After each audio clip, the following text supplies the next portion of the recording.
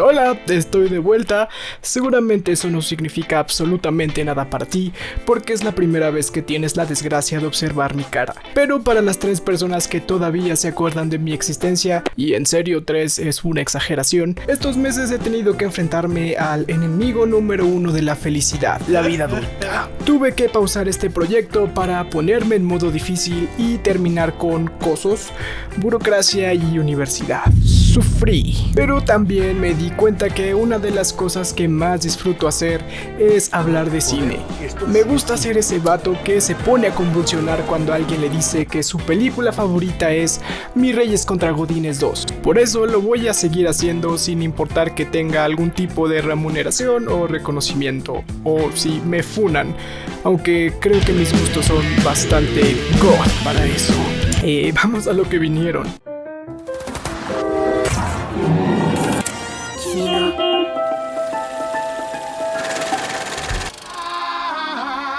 Guardianes de la Galaxia Volumen 3, dirigida y escrita por James Gunn, uno de los pocos seres humanos que han salido de la cancelación más fuertes que cuando entraron, pero no solo eso, que también lograron algo que para muchos era más difícil de ver que la segunda venida de Cristo Rey, Disney recontratando a alguien cancelado. Llega la nueva aventura de la familia disfuncional en la que sí te gustaría pertenecer.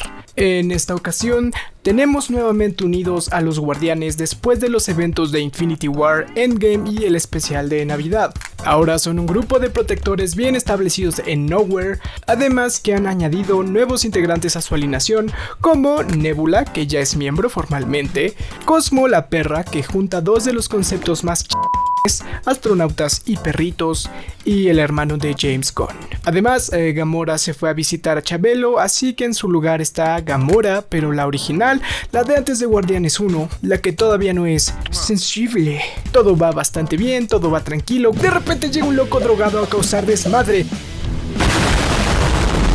Se balacea el Rocket y para poder salvarlo, ahora los Guardianes tienen que enfrentarse con un villano muy malo y muy furro relacionado con el pasado de Rocket, conocido como el Alto Evolucionador. Los Guardianes tendrán que hacer hasta lo imposible para poder mantenerse unidos y resolver sus pedos. Antes de decir qué me pareció la película, creo que es importante aclarar cuál es la situación en la que se encuentra o la que se encontraba, porque muchas personas tenían expectativas grandes con lo que podía significar. No es mentira que no estamos en el mejor momento para las películas de superhéroes. Por parte de DC están reestructurando su universo o empezándolo desde cero o una mezcla rara de ambos. El punto es que la mayoría de películas que han salido después de este anuncio se han sentido algo irrelevantes. Y por parte de Marvel Studios, que es lo que nos interesa hoy, el que era visto como esta institución para hacer las mejores películas de superhéroes, rompiéndole el culo a DC, que aunque sí llegaban a tener tropiezos, nunca eran lo suficientemente grandes como para hacernos perder el entusiasmo y la emoción por lo que venía en el futuro. Estos últimos años han sacado muchos productos que no han conectado del todo con la audiencia, por decir lo mínimo, poniendo así en duda el futuro del universo. Entonces esta película estaba en el ojo del huracán, entre la espada y la pared. Para muchos fanáticos era un punto de inflexión o la última oportunidad de Marvel para probarnos que todavía podía recuperarnos, olvidar el pasado y escaparnos con él sin mirar atrás hacia el emocionante futuro y por fin poder decir: Marvel revivió, cabrón. O podía ser el último balazo que marcaría el punto sin retorno, el inicio del fin, hasta que tengamos que desconectar al pobre y moribundo UCM. ¿Que no ven que está sufriendo? Pues déjenme decirles que lamentablemente Guardianes de la Galaxia Volumen 3 no es esa película, porque esa película no existe. Lo que le está pasando al cine de superhéroes o género de superhéroes es completamente normal. Está destinado a pasar simplemente porque así funciona la industria cinematográfica. Hay temporadas en las que cierto tipo de películas, temas, géneros, etc. se vuelven populares y los grandes estudios aprovechan esto para sacar la mayor cantidad de películas posibles, porque para ellos básicamente es ganancias aseguradas y estos cerdos capitalistas lo que más aman es el dinero. Sin embargo, llega un punto en donde el mercado se satura de esas películas, la audiencia se empieza a aburrir, buscan otras cosas y la popularidad se va cayendo. De nuevo, es completamente completamente normal, ha pasado casi desde que empezó la industria y va a seguir pasando muchos años más en el futuro. Tarde o temprano tenía que sucederle a Marvel y déjenme decirles que fue mucho más tarde que temprano. Pudimos disfrutar de estas películas más años de lo normal. Lo que seguro es que no van a desaparecer, solo se va a replantear el cómo y qué tan frecuentes se hacen. Dejando claro ese punto, ¿qué me pareció la película? Y voy a hacerlo un poquito más interesante. Sí, ya sé que le estoy haciendo de emoción, pero creo que vale la pena. Como ya les había dicho, estos meses he estado sufriendo, pero también quise aprovechar este tiempo para mejorar mis habilidades y poder contribuir al maravilloso mundo laboral. Una de las cosas que siempre me ha costado trabajo es escribir. En serio, soy una papa escribiendo. Por eso he estado leyendo este tipo de libros, que si eres guionista o aspiras a hacerlo, seguramente lo reconoces. Básicamente lo que son guías que te ayudan a cómo estructurar y escribir un guión, cómo construir una historia, personajes, conflictos, etc. Pero no solo quería leerlos para escribir guiones, también porque pensaba me ayudarían a mejorar mis habilidades para analizar películas, porque muy adentro de mí siempre quise ser ese güey insufrible que al parecer sabe todo lo que el director quería decir, aunque se lo inventen. Y para mejorar estos videos, claro, antes de ver esta película estuve leyendo algunas reseñas de la crítica especializada. Mala idea. Y lo que muchos críticos decían era que la película sí era divertida y tenía algunas cosas buenas, pero que en general era otra película genérica de Marvel con muchos problemas. Entonces yo ya me había hecho a esa idea de que iba a salir de la sala sintiendo lo mismo, porque ya leí estas madres y ahora tengo el conocimiento, soy superior y no aceptaré películas inferiores, del Padrino para arriba, ¿ok? Fui al cine, vi la película preparado para sobreanalizarla, pero me gustó un montón, en serio un montón esta película. No solo creo que sea la mejor película después de Endgame, no es como lo mejor de lo peor, creo que es una de las mejores de todo el UCM, que es bueno porque tengo mucho cariño a estas películas, son las únicas que mis papás han visto todas, y quería que James Gunn terminara con una nota alta, pero también me hizo dudar de mis capacidades. ¿Al chile puedo escribir algo de buena calidad o me falta? Considerar un artista. O tal vez escribir una crítica y escribir un guión son cosas fundamentalmente diferentes y yo solo estoy bien güey. Naturalmente deben preguntarse la razón de la miniatura. Primero porque ¡quiero visitas, chingada madre! Y segundo porque esta es la tercera vez que grabo esto. Cuando lo planeé inicialmente era para que saliera el viernes de la semana antepasada, pero me ha estado costando como no saben hablar de esta película. Y no es porque sea muy compleja, de hecho, digamos que es la situación contraria. Desde un punto de vista técnico tiene muchas fallas que en cualquier otra película le restarían un montón, pero aún así pienso que es una muy buena película por una razón tan simple que a la vez es tan pinche compleja, y es: esta película te hace sentir. Una mala película es de cierta manera fácil de analizar o por lo menos de sacar contenido. Puedes hablar de lo que no te gustó personalmente, de las fallas técnicas, de lo que podrían mejorar. Pasa lo mismo con una buena película que digamos tiene una historia interesante o buenas actuaciones o cinematografía o edición.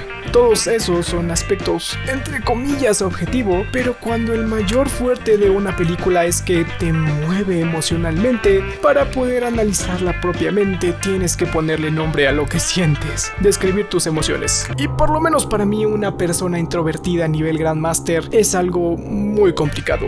Por eso decidí desglosarla en los puntos que considero importantes, empezando por...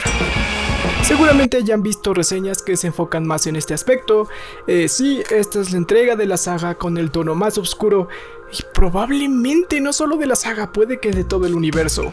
Desde la primera escena, que a pesar de guardar muchas similitudes a las dos anteriores, podemos darnos cuenta que las cosas van a ser diferentes. También recordando que es en el contexto del UCM, sí es oscura, pero no... Groot, creo que tengo cáncer. Niveles de oscuro. De lo que más se ha hablado es acerca de las escenas gráficas, particularmente las de maltrato animal.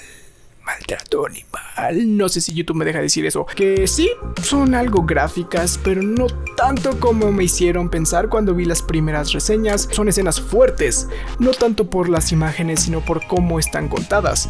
Al final son animalitos bonitos sufriendo, y al chile, a menos que seas un robot sin sentimientos o un psicópata, no hay forma de que no te peguen de alguna forma. Aunado a esto, me di cuenta que muchos críticos ponían estas escenas como un punto negativo, como si se hubieran excedido y estuvieran de más. Pero no creo que ese sea el caso. Desde la primer película sabemos que estas cosas le sucedieron a Rocket, y si en esta ocasión la historia gira alrededor de él, creo que está completamente justificado que aparezcan. Y no es como que glorifiquen el maltrato animal, de hecho es todo lo contrario. Son escenas en las que sientes un asco por lo que le está sucediendo a estos animales. En ese sentido, esta película entra en la lista que me acabo de inventar titulada Películas que sin esforzarse tanto hacen un mejor trabajo concientizándonos sobre el cuidado de los animales que Avatar 2. Sí, hay dos escenas gráficas relacionadas con caritas, que la primera vez viéndola lo que pensé fue ¿cómo chingados convencieron a Disney para que pusiera esto? Tal vez esté exagerando, porque cuando la fui a ver, al lado de mí había una familia con niños chiquitos y su reacción, en vez de ser un ¿qué es esto?, fue ¡wow! ¡Cool! En cuanto al cambio de tono, no es algo que me afecte. Pienso que siempre es bueno tener variedad. Si quieres cambiar el tono de una película, adelante, en cuanto funcione. Si en las no funciona. A pesar de estos cambios, fundamentalmente sigue siendo una película de los Guardianes de la Galaxia, y hay elementos que se van a repetir en toda la saga, como la comedia. ¿Qué puedo decir? Los chistes funcionan un 99% de las veces, y seguramente hay personas que la mezcla entre comedia y drama puede sacarlos de onda. Yo no le veo un problema. A veces un chiste en una película dramática puede relajar la situación si lo necesita, y por el lado contrario, una escena dramática en una comedia puede agregarle profundidad a la historia. En esta película puede que la mezcla sea más frecuente, pero creo que los momentos de comedia no le restan importancia a las escenas dramáticas, porque esas técnicamente pasan en otro espacio-tiempo. También hay chingos de CGI que afortunadamente están bien hechos. No hubo ningún elemento que me saltara a la vista por parecer un alienígena deforme, excepto los alienígenas que sí se veían como alienígenas. No es que haya visto uno, pero bueno, me entienden. Recen por los pobres artistas de VFX. También hay música de que ahora en su gran mayoría es más actual, entre comillas, música del 2000, bastante buen gusto. Radiohead va a sufrir un ratito. Y por último, pero más importante, hay muy buenos.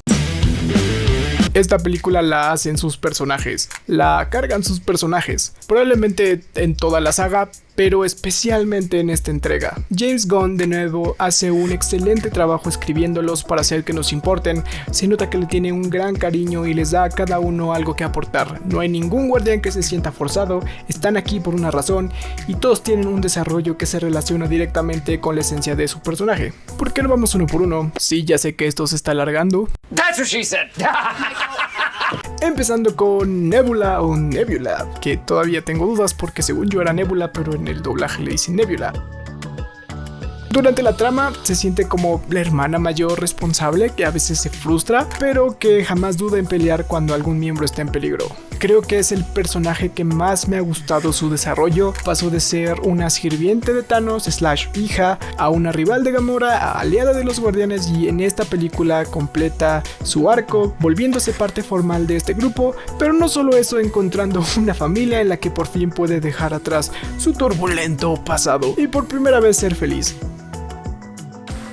Hay pocos momentos en donde estos dos no estén juntos, y creo que James Gunn lo hace a propósito porque son los personajes que de cierta manera no están tan rotos. En esta ocasión ambos tienen un papel más activo. Mantis es la optimista del equipo, que aparte de tener un poder súper útil, también es la que ve lo bueno en todos. Su conflicto interno nunca ha sido algo que la defina mucho, sin embargo existe desde la segunda película, con todo el tema de ego y buscar su propia libertad. Aquí tocan el tema y le dan una conclusión adecuada.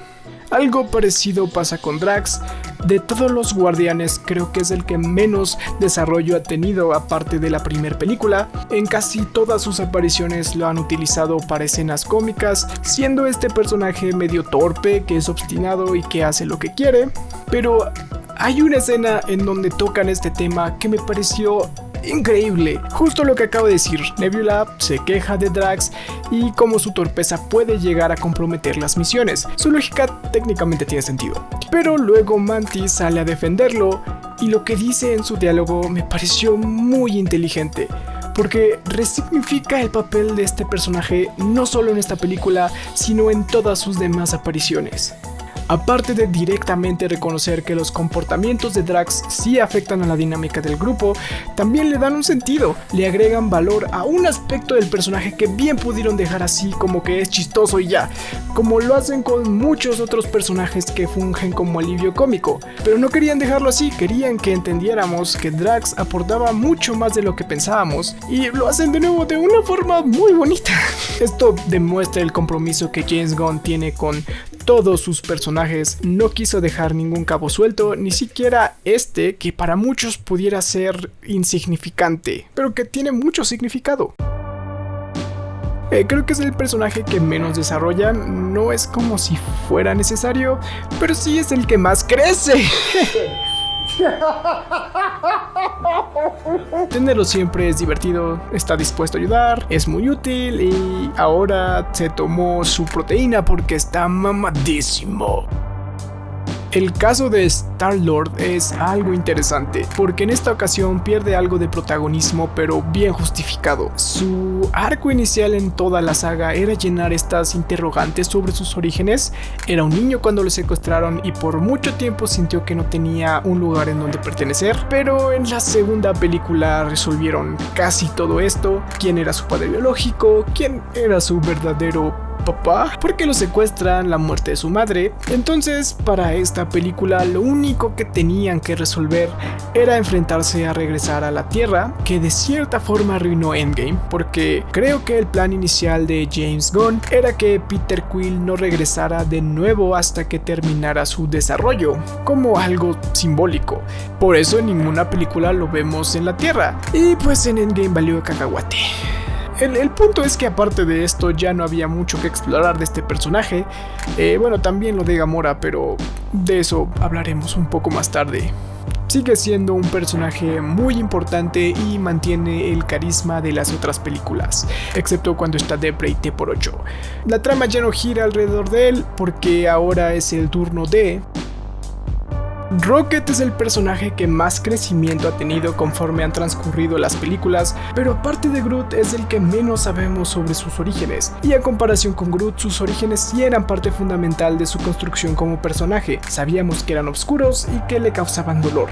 De ahí venían muchos de sus comportamientos, su violencia, su falta de confianza, su odio a sí mismo. A pesar de que Rocket había cambiado, todavía se sentía cierta resistencia, por eso tiene completamente sentido que la última entrega se enfocar en este personaje, porque es el corazón de la saga. Puede que no sea el protagonista de todas las películas, pero su personaje es el que mejor representa lo que son los Guardianes de la Galaxia. Personajes rotos que en este equipo encuentran una nueva familia, no para llenar el vacío, pero para ayudarse a sanar unos con otros. Dejaron la historia de Rocket al final porque era la prueba máxima, el momento más oscuro antes del amanecer. ¡Ah, qué poético soy! Es el personaje que más ha sufrido, de hecho no lo sabíamos tal cual. Le robaron 2 familias, le robaron su identidad, sin mencionar todo el sufrimiento físico y psicológico.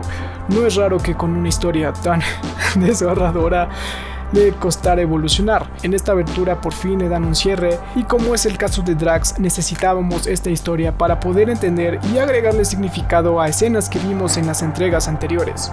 Hay otros personajes que me faltaron, pero todo a su tiempo. Por último, solo mencionar que James Gunn no hace solo un excelente trabajo con sus protagonistas, también se encarga que los personajes secundarios e incluso los terciarios tengan personalidad.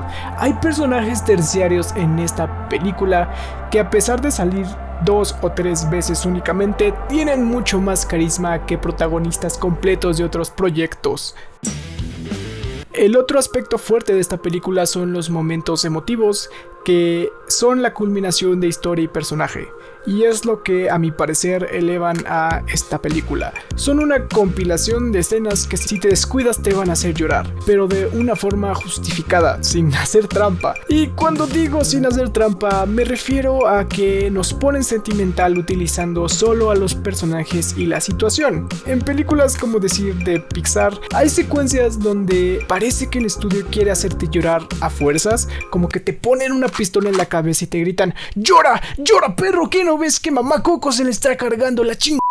Y aunque sí son escenas tristes, a veces las exageran para hacerte chillar, utilizando elementos que en solitario ya te pueden poner triste, como canciones lentas, slow motion, situaciones que por sí mismas ya pueden moverte, despedidas, muertes, etc. Aquí sí hay ejemplos de este estilo, pero la mayoría logra moverte utilizando únicamente la fuerza de la historia y los personajes, y para mí eso tiene mucho más mérito.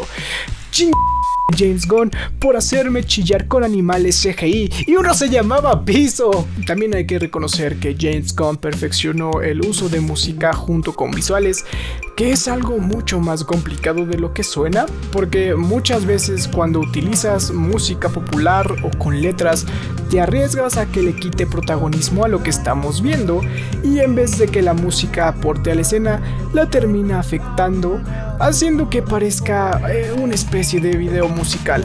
La secuencia final es mágica. No me acuerdo cuándo fue la última vez que vi y escuché una secuencia con música que quedara tan perfecta.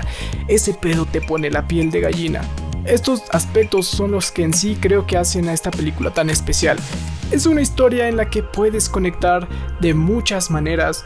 Te hace emocionar, te pone feliz, triste. Es de esas veces que sales de la sala de cine sintiéndote satisfecho, como si hubieras salido de una montaña rusa, con una sonrisa en la cara y una cobijita en el corazón. ¿Qué p*** acabo de decir? Sin embargo, tampoco creo que sea perfecta. Creo que tiene algunos...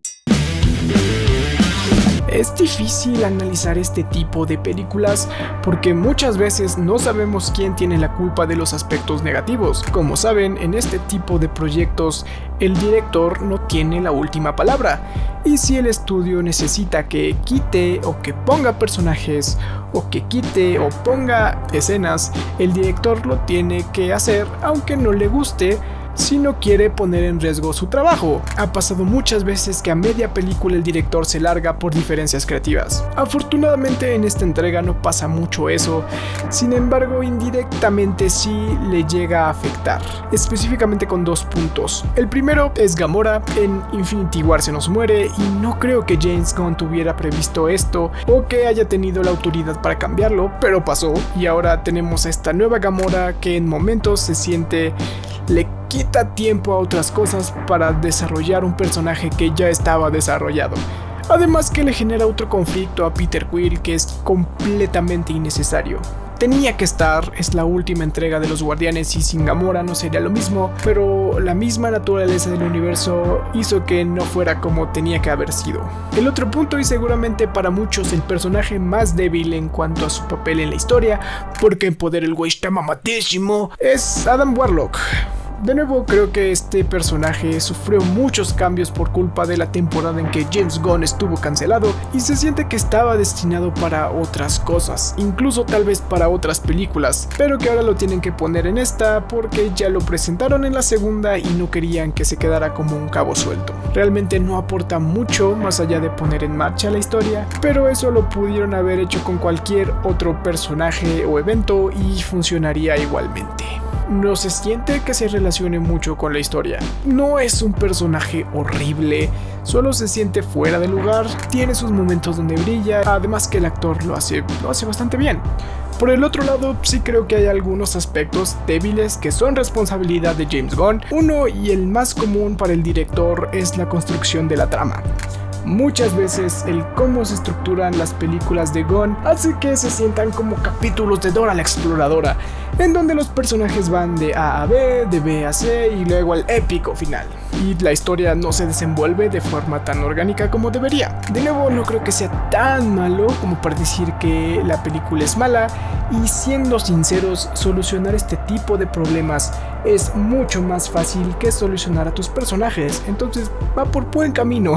El otro punto es un poco más debatible, pero es el villano. Ojo, es un buen villano, definitivamente arriba de villano genérico de Marvel, que no es decir mucho, pero es algo. El problema que tengo es que tenía todo para poder estar en la cima de las listas entre Thanos y Loki, pero le faltó. Cumple muy bien su trabajo, es un villano que odias. Cada vez que sale en pantalla te dan unas ganas de darle tremenda puta. Pero llega un momento en donde te das cuenta que es malo solo porque es malo. Sí nos explican sus motivaciones, pero la verdad es que no son muy interesantes o les falta algo de profundidad. Tal vez si nos hubieran presentado un poco más sobre sus orígenes y de dónde viene este odio, podríamos entender más su punto de vista, pero en vez termina siendo esta especie de Thanos chiquito, pero más neurótico e incompetente. De hecho, hay un punto en donde el villano pierde el control de la situación y en lugar de ver a un malvado poderoso que se siente amenazante, termina siendo una secuencia de eventos en donde vemos a un vato neurótico perdiendo el control de las cosas y poco a poco echa a perder todo lo que tiene construido. Esto no le resta mérito a la gran actuación que nos dio, solo que fue un poco de talento desperdiciado.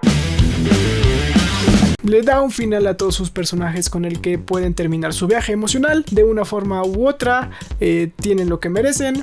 Pero si me dijeran que esta es la última vez que vemos a los Guardianes o que aquí terminan las apariciones de este equipo, no se siente como eso, más bien se siente como el fin de su desarrollo para poderle darle paso a otras cosas y también como la despedida de James Gunn. Adiós James Gunn, te irá mejor en DC.